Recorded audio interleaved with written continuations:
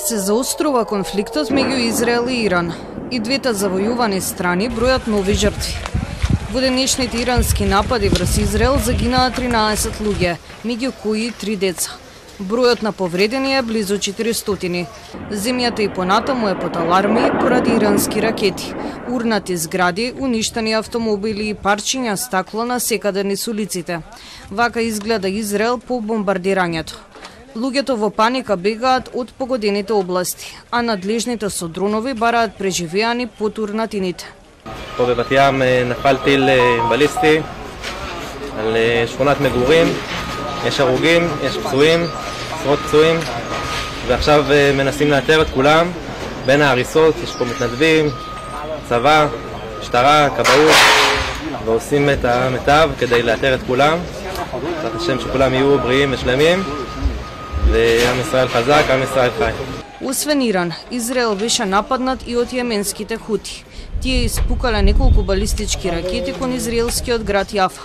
Овие напади беа и причина за израелскиот воздушен простор да остане затворен за цивилен сообраќај. Одлуката за повторно отварање ќе биде најавена најмалку 6 часа однапред. Израелските сили нападнале објект на Иранското министерство за одбрана.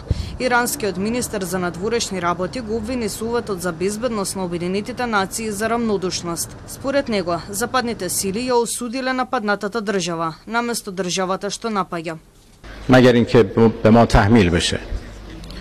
ما خواهان گسترش این جنگ به کشورهای دیگه و یا به منطقه نیستیم. Трамп продолжи да уверува дека САД немаат ништо со нападот врз Иран. Го предупреди Техеран да не ги меша Соединетите држави во конфликтот, но иранскиот министер верува во спротивното. شواهد زیادی داریم از اینکه چگونه نیروهای آمریکایی به رژیم صهیونیستی کمک کردند. ولی از شواهد ما مهمتر اظهارات رئیس جمهور آمریکاست که در توییت های دیروز خودش و مصاحبه هایی که انجام داده به صراحت حمایت خودش رو اعلام کرده. به صراحت گفته که بدون تجهیزات آمریکایی امکان این کار وجود نداشت و به صراحت گفته که مراحل بعدی هم وجود داره. بنابراین آمریکا از نظر ما شریک این حملات هست و باید مسئولیت خودش رو بپذیره. Во меѓувреме земјите на Г7 се собраа на итен самит за конфликтот меѓу Израел и Иран.